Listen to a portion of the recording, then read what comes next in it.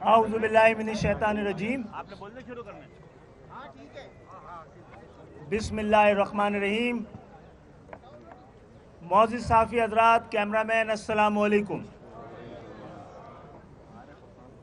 आज की आपसे गुफ्तगू की बुनियादी वजह मुत्तहिदा कौमी मूवमेंट ने पिछले महीने अपनी लीगल एड के साथ इसी जगह पर एक प्रोग्राम कर ये ऐलान किया था कि हम हर अवामी मसले पर, और वो मसाइल जो सिंध के शहरी इलाकों से ताल्लुक़ रखते हैं, जिनके लिए हम ऐवानों में आवाज़ें उठाते रहते हैं, बातचीत करते हैं, उसके लिए जहाँ जहाँ और जैसे जैसे हमें ज़रूरत पड़ेगी हम अदालतों का दरवाज़ा खटखटाएंगे और कानूनी चाराजोई करेंगे।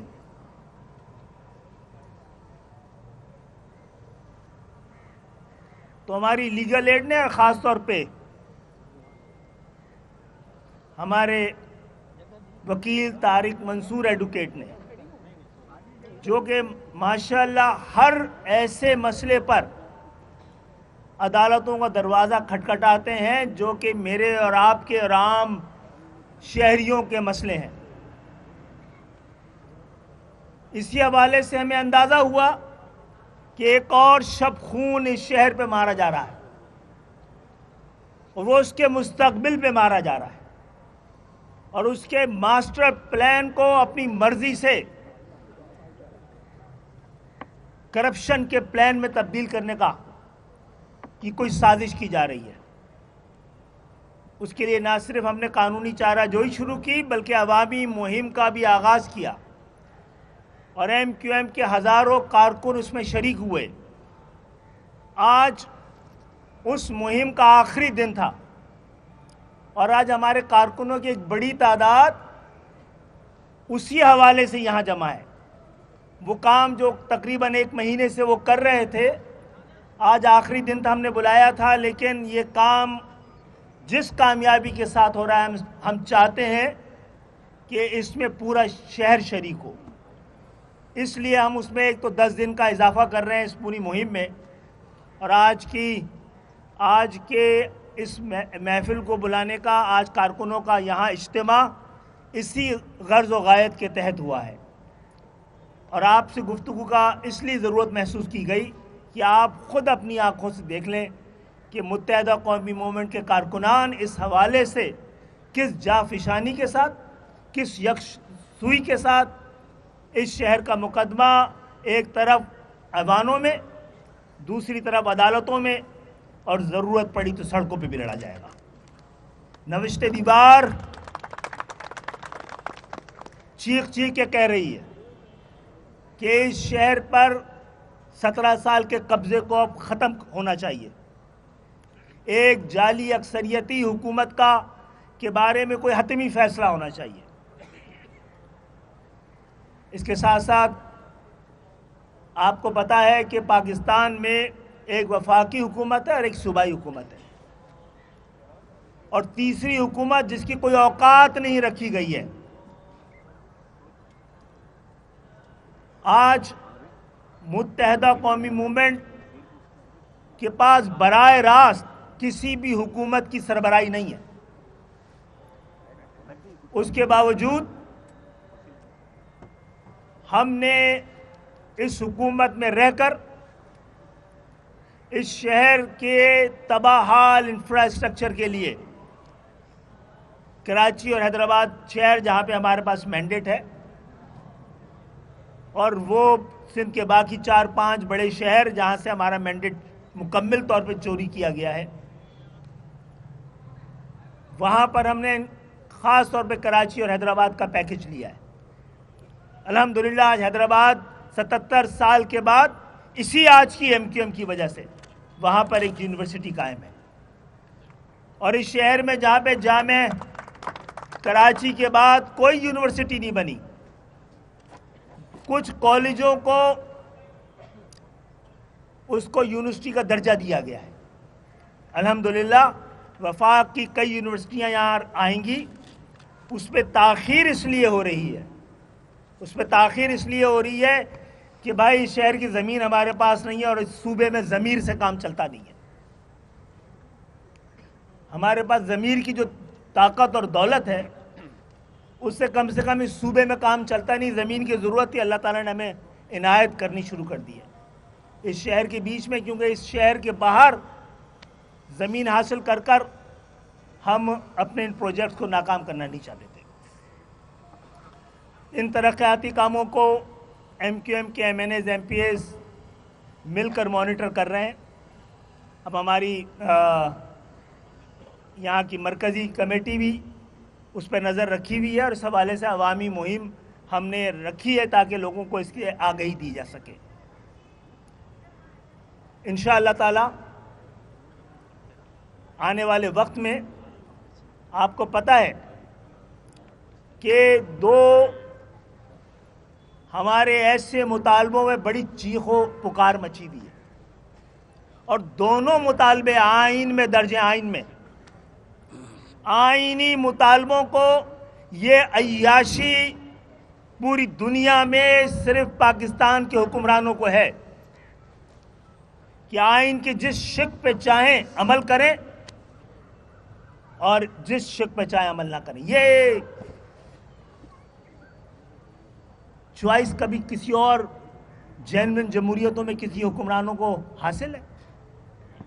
تو ہمیں تسلیم کر لینا چاہیے کہ پاکستان میں جاگیردارانہ جمہوریت ہے اور جہاں جاگیردارانہ نظام ہو وہاں جمہوریت ہو ہی نہیں سکتی ہے. یہ ممکن ہی نہیں ہے کہ جاگیردارانہ نظام بھی ہو, وہاں جمہوریت بھی ہو, وہاں تعلیم بھی ہو, وہاں ترقی بھی ہو. تو ایک تو پوری مہذب دنیا میں جینوئن جمہوریتوں میں کامیاب ممالکوں میں سب سے مضبوط اگر کوئی حکومت ہے وہ تھرڈ ٹیئر آف گورنمنٹ ہے. برطانیہ میں تو پہلی ٹیئر کی ہے اور تھرڈ ٹیئر جسے کہتے ہیں وہ ہے, سیکنڈ ٹیئر ہے ہی نہیں. اور جو بلدیاتی حکومت ہے, جو شہری حکومت ہے, جو دیہی حکومت ہے, جو ضلعی حکومت ہے, اس کو آئین کا تقاضا کہتا ہے کہ اس کو قائم ہونا چاہیے. تو یہ اب ہمارے ساتھ ساتھ میڈیا کی ذمہ داری بھی ہے جو یہ بتائے کہ واحد رستہ جس کے ذریعے جمہوریت کے ثمرات عام پاکستانیوں تک پہنچنے چاہیے اس پہ رکاوٹ کون بن رہا ہے. جو سب سے بڑے جاگیردار ہیں یا جو سب سے بڑے جمہوریت کے چیمپئن ہیں. اس کے ساتھ ساتھ آئین کا آرٹیکل ایک یہ بھی کہتا ہے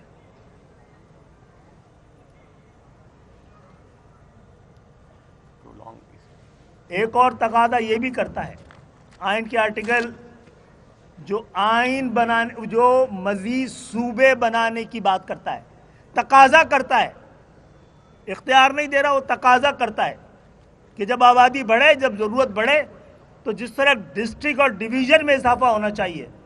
کون سا آرٹیکل فاروق بھائی؟ 239. تو کوئی آئینی شق پر عمل کرے وہ غداری ہو سکتی ہے؟ 140A آئین کا حصہ ہے, اس پہ امپلیمنٹ نہ کرنا غداری ہے. صحیح ہے, اس میں آرٹیکل 7, 32 سب ہے. اور صوبے بنانے کا یہ اختیار اس آئین میں بھٹو صاحب کے دور سے ہے. یہ بھٹو صاحب کی پیپلز پارٹی آج کس کے ہاتھ میں؟ جو اس مطالبے کو جو آئین میں اس وقت کے سارے زوما نے ڈلوایا تھا, اس کو غداری کیا؟ جہاں تک 140A کا تعلق ہے, آپ کو یہ پتا ہونا چاہیے کہ 26ویں ترمیم میں بھی جہاں پہ تمام دوسری پارٹیاں وفاق کو بلیک میل کر رہی تھیں, اپنے ذاتی اور سیاسی مفادات کے بارے میں مذاکرات کر رہی تھی, وہاں پر متحدہ قومی موومنٹ نے ایک ہی شرط رکھی تھی 26ویں ترمیم کے وقت بھی, ہمیں اپنے لیے کچھ نہیں چاہیے, نہ ذاتی طور پہ، نہ سیاسی طور پہ، نہ تنظیمی طور پر۔ آپ پاکستان کے عوام کو اس کا حق جو آئین میں درج ہے وہ دیں۔ پانی پینے کا پانی ہو، نکاسی آب ہو، سڑکیں ہوں، گلیاں ہوں، اس کی تعمیر کرنے کا حق ان کی تعمیر ہی نہیں، اس کی تعمیر کرنے کا حق گلی اور محلے کے لوگوں کو ہے۔ ایسی جمہوریت کا پاکستان کی عوام سمیت کسی کو ضرورت نہیں ہے جس کے ثمرات عام پاکستانیوں تک نہ پہنچ پائے۔ تو ایم کیو ایم وائی تاریخ کی صفحات پہ یہ درج ہونا چاہیے، اور آپ کو گواہ بنا کے کہہ رہے ہیں۔ ہم نے اس موقع پہ کوئی بلیک میلنگ نہیں کی۔ ہم نے 140 سے اس وقت تمام سیاسی جماعتیں اس سے گریزاں نظر آتی تھی، لیکن ہم نے اس مخالفت کو اپنے لیے مجبوری نہیں سمجھا، اپنی آواز بلند کرتے چلے گئے۔ آج ایوان میں ہم کھڑے ہیں تو ایک جماعت کے علاوہ تمام جماعتیں ہمارے ساتھ نظر آ رہی ہیں۔ اگر ووٹنگ کرا دی جاتی تو یہ آپ کا حق، یہ ایک عام مزدور کا حق، ایک عام کسان کا حق، ایک کیمرہ مین کا حق، ایک صحافی کا حق، ایک چھوٹے دکاندار کا حق، وہ اس آئین کے تحت، آئینی تقاضے کے تحت اور ایم کیو ایم کے مطالبے کے تحت اس کی فراہمی ممکن بنائی جا سکتی تھی۔ آپ سے آج بات کرنے کا اصل مقصد ہی یہی ہے کہ آپ گواہ رہیے گا۔ ہم نے عام پاکستانیوں کے لیے اچھائی۔ ایک اور بات ہے، آج کے وقت میں، اس وقت آج کی سیاسی صورتحال میں اس مطالبے سے ایم کیو ایم کو کیا ملنا ہے بھائی؟ نہ ہمارے پاس بلدیاتی حکومت ہے، نہ صوبائی حکومت ہے، نہ وفاقی حکومت ہے۔ ہم نے یہ مطالبہ جب ڈالا تھا، اس وقت جب ہم یہ مطالبہ کر رہے تھے تو بابا شہر نعمت اللہ ایڈوکیٹ تھے جماعت اسلامی کے۔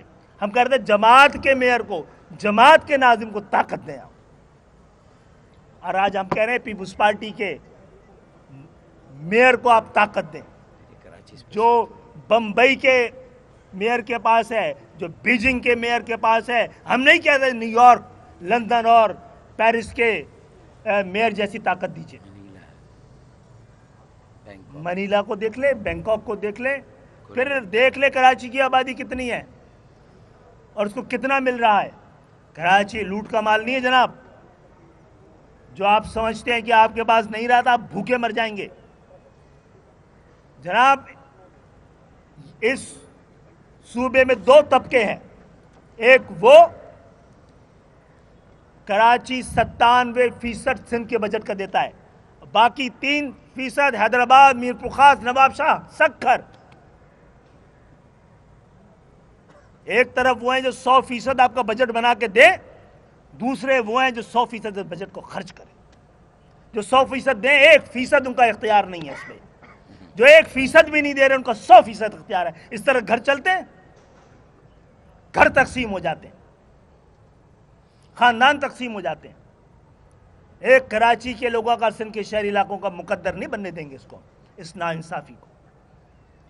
اگر ایوان ہمیں انصاف فراہم نہیں کریں گے اور عدالتیں بھی نہیں کریں گی اگر،